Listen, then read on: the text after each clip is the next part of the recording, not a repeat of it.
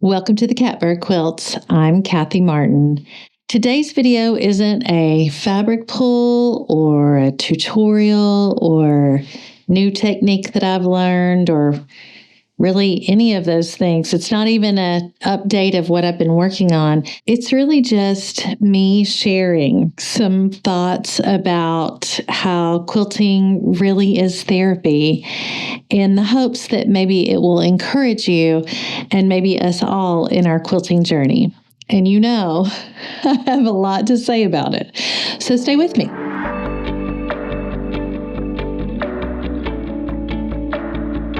I've recently started a new project, which I chose in the video, The Dating Game. Spoiler alert, if you haven't seen that video, I picked Sky by Zen Chic. And part of why I picked that pattern is because I love flying geese. I love making flying geese. I had originally planned for today's video to be a little kind of tutorial, more just like showing how you can trim flying geese without having a specialty ruler. Like if you're one of those people that doesn't have a ruler for every single job, then you can just use the ruler you have to trim your flying geese. And the more I thought about that, well, of course I had all of the thoughts. I will not share them all here, is that some people love specialty rulers and it's convenient and they have the space for it and they love rulers the way I love men's shirts from the thrift store. So I thought about that a little bit more, decided that maybe now is not the time to add my voice to all the other voices out there about how to trim flying geese. And I was thinking through why I like flying geese, actually, because a lot of people detest them and they are arguably a little bit more precise and finicky to make than half square triangles, which I don't really enjoy making. So it's kind of like, wow, that's wild. And in the process of figuring out which quilt pattern I wanted to make, I had the thought, which I mentioned in that video, what do I have to offer? What am I bringing to the table? And what I'm bringing to the table is tired. And it's been a kind of challenging summer. We've had some loss in our family and our extended friends. We've had some transition with our youngest being home and then now back to college. I've had some changes at work.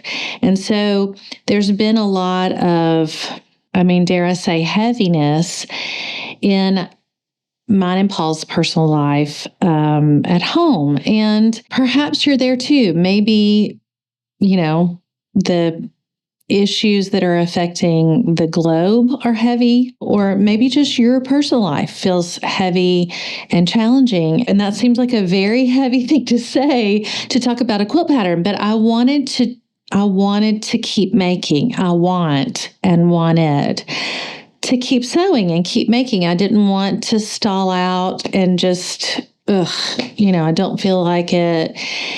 And what is that? And I've heard people call that your SewJo, like I've lost my SewJo or I don't have my SewJo right now. And I think that's pretty common when, the details of our life threaten to crowd out the very thing that gives us joy and happiness. And we have to make choices. The worries of life require our attention, and our sewing or our quilting or our crafting kind of gets the back seat, and then it's easy for it to become the back seat and then the trunk, and then it's left on the road. So I was thinking about that, and I was thinking about flying geese and why I like them. And there's something about that. There's all these different ways to make them. You can do flip and trim. You can do them with foundation paper piecing. You can do the 4 at a time, no waste method. And I'm sure there's probably 6 other methods that some of you have already known and forgotten about how to make flying geese. There's probably that many ways to trim them as well. And there's something about getting to choose how I want to make them, how I want to trim them, whether I want to invest in a flying geese ruler or whether I want to just work with my little 5.5 square that was an impulse buy at a quilt shop in Huntsville, Alabama. So I just got to thinking about that. And then I was thinking about this project that I'm taking on that I'm so excited about suddenly and looking forward to, even though just a week before I was just like, ugh, I don't know. I don't know what I want to do. I know, I mean, I don't have to start something new. And I had all that, whatever that is, the kind of self-doubt, maybe a little bit of ennui, a little bit of, I don't have it in me to tackle a big project. Do I want a big project? And I don't know if you all, I dare say probably most of you don't overthink your quilt projects this way, but it is like therapy. Even this part, it's like digging in to figure out what is my motivation. So like in therapy, okay, why did I lash out at my coworker? Or why did my coworker lash out at me?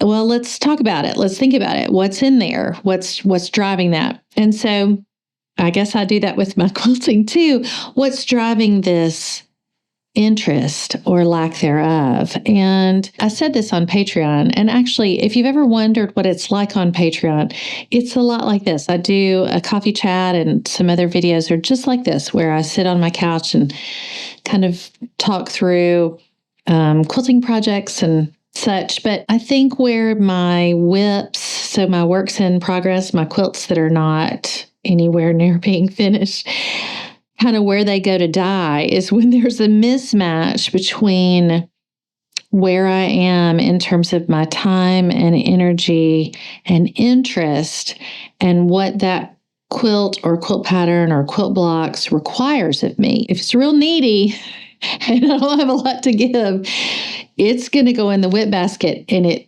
might stay there for a good long while. And then it might start to feel heavy and a burden instead of something that's enjoyable, which for many of us, I mean, I know some of you out there make quilts on commission. Some of you are full-fledged textile artists that make quilts. And I think that's so amazing. But a lot of us are just doing this as our hobby and we want it to be enjoyable. And sometimes our hobby, if we have that quilt pattern that requires a lot or is needy, and we don't have a lot to give to it, that mismatch there, it can lose some of the joy. And in it, sometimes maybe we lose our SewJo. So I was thinking about all these things and more.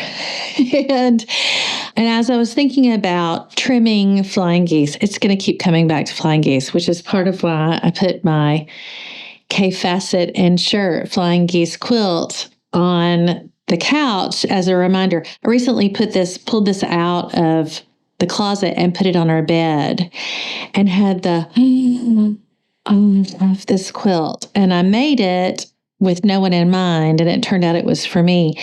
And I got that joy again. I got that excitement of seeing something that I had made, just following a pattern and cutting up fabric and shirts. So I was thinking about flying geese, so it's going to keep coming back to flying geese.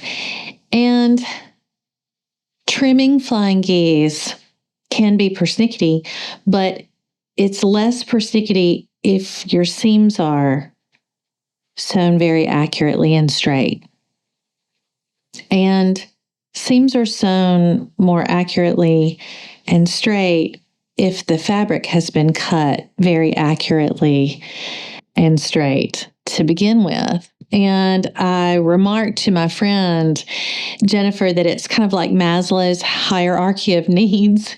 You can't reach self-actualization if you don't have food and water and shelter. So like if you don't have a roof over your head or food or a place to sleep and adequate hydration, how you are in the world, self-actualization is a long way off. Now, thankfully, that's not actually true about quilting. It is true that it's foundational. So if you cut well, and then you sew well, and then you trim well, and then you match those blocks together and sew well again and press well, your results may be better. But as we were talking about that, my friend and One of the great things about quilting is you get to choose. So you get to choose how much energy and time and precision you put into your cutting. And you get to choose exactly how wide you want your seam allowance to be. And if you don't want to fuss over a scant 1/4 inch seam allowance, you don't have to.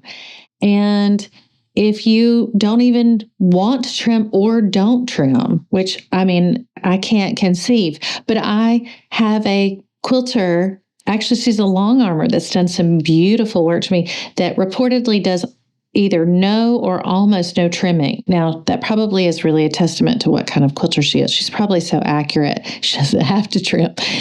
I'm not that person. But we get to choose at every step how much energy and time and thought and precision. And you get to choose whether your points line up or if they don't, if you care or not, even. And so it's like it matters and yet it doesn't matter. And every element gives us a sense of autonomy and, dare I say, control. If perhaps you're facing something in your life that you don't have any control over, like your sister's best friend passing away, or you have a freak horse accident and break your leg, or you find out that you or your loved one has cancer. Those things are happening all the time in our lives, and it's heavy and hard. And though we have a choice sometimes of how we respond to those events that are heavy and hard and sometimes challenging, we don't necessarily have a lot of control over the initial feelings that accompany them. I found that to be true very much this summer for me, and you can hear it in my voice. We did have that friend that passed, and we did have that child that I love that went back to college, and I did have a change in my staff at work that was disruptive. And I was surprised that I had so much emotion behind all those things and kind of know where to put it. It's like I'm just feeling the feelings. When they're hard feelings, sometimes they're hard to sit in them. And even if I make good responses, even if I choose responses that are healthy and good for me, the feelings still sit sometimes. And as I was sewing blocks together, which is one of my favorite things, just sewing squares together for another project, I had this realization that sometimes I sew mindfully and sometimes I sew mindlessly.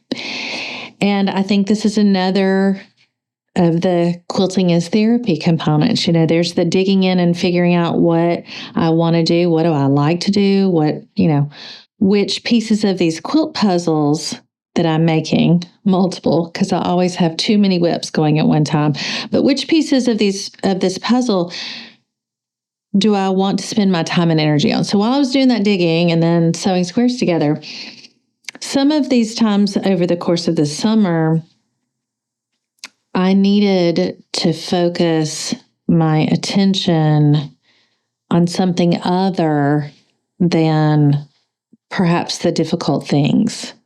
So it was very healing and helpful to just work that scant 1/4 inch seam allowance or perfect 1/4 inch seam allowance. And it gave me a place to focus my energy and problem solve that because it can be solved. I can spend that time and solve that problem, or I can think through what quilt do I want to make next? That's a problem that was enjoyable to solve, actually. And was it a problem I created? Yeah. It was. I didn't have to start a new quilt, but I needed a problem that my brain could work on and chew on and choose with autonomy and control and joy and excitement so that I would have a solution and a sense of accomplishment. I mean, admittedly, I have a very high need for accomplishment. Not everybody is burdened with such, but I do. I want that sense of accomplishment. And so I created that problem for myself and then solved it. And it made me happy and joyful and actually infused some life back into that SewJo that was kind of droopy. If you watch that video, you probably saw it in my face. I could not talk about that quilt without excitement because I'm excited about it. But there have also been times this summer that I needed to sew so many sews. There's the mindful sewing that is its own problem and problem solving. And then sometimes I needed mindless sewing, where I'm sewing and I'm paying attention, but not a lot of attention. Like my mind is wandering to, is it possible to develop a dairy allergy in your 50s? And is that why my face is breaking out? Or do I need to go take my tire in and see if there's a nail in it? Because it seems like it's losing pressure. And when was the last time I had the oil changed on my car? I think it's kind of important, especially with the brand car I have. You're not supposed to, those things. And bigger, and smaller. Like, do I need to change my pillow? I've been getting that crick in my neck. I mean, these are the things. And so there are times that I just am sewing and I'm really not paying attention to my seam allowance, and I'm not pressing, I'm ironing, and I'm not cutting with a weight so that it's nice and straight. I'm cutting strips and they, have a curve in them. And sometimes I need the one and sometimes I need the other. And then ironically, sometimes I need them both, even within the same sewing session. Don't ask me how that works. But what I've found and what I think is why quilting is therapy, at least one of the reasons, there's so many, is that it affords that opportunity of both mindfulness, let me put it back on the right hand, mindfulness and mindlessness in a way that really helps me to process the events of my life, both big and small. And I've noticed throughout this, thinking through this, and then this summer, I'm not the only one. I know I'm not. And I know I'm not because I have some YouTube friends who have talked about the very same thing, a couple of them on camera, and talked about these maybe events that were months ago that have culminated in a real heaviness or, just having the blues or legitimate depression that is hard to kind of keep at bay. Yet quilting is therapy. And, it's that at one point I was sitting on the couch breaking down shirts because I have a ridiculous amount of shirts to break down, which I need to do because I have so many shirts. In fact, so many that I have just only chosen to do the linen ones right now. And I'm doing them in batches, like all the buttons, all the cuffs, all the collars. And I looked over at Paul and I was like, just keep swimming, just keep swimming. And I've heard people call that your SewJo, like I've lost my SewJo or I don't have my SewJo right now, whether it's all of those things I just mentioned or more. And that having those quilting projects to work on is like Dory from Finding Nemo. Just keep swimming. I just need to keep sewing these linen orange peel blocks together. I think I finally have all the blocks, and now I've got to sew them together. And sometimes they have come together beautifully, like this one did, where the little, we're going to call this part the pie, comes together with the other parts, not the crust. And it feels like I have a million of these to do. But when I just do one or two or four or 10, if I get lucky and have some time off and time to sew, it it does that. Taking these shirts that I'm breaking down, this is one of them. I'm on the sleeve stage, by the way. So I've gotten it all the way down to the sleeves are gone. All the detritus is gone. I'm left with the favorite parts, which I'm doing on purpose so that when I get to the end, I'll just have all the fronts and the backs, and that's the best. Getting that from this to this is just magical. And this one, I'm looking at it, I must have been mindfully sewing my seam because it's the most beautiful little seam back here. I have a couple of them, not so great. And when I put it in my final quilt, some of these are, the points are going to be perfect. And some of them I may clip my points, or I may decide that I'm willing to spend the time and energy to short my seam a little bit so that all the points do show. And again, I get to choose that, just like I get to choose whether I buy a specialty ruler or whether I choose a navy background for my sky quilt, or if I go for scrappy, or if I have a million shirts and choose to buy fabric anyway. Those are things I get to choose. And so I guess what's the point of this video? The point of this video is that quilting is so unique as a craft, in my opinion, because even following a pattern, there's so much room for flexibility and our own personalities to show through.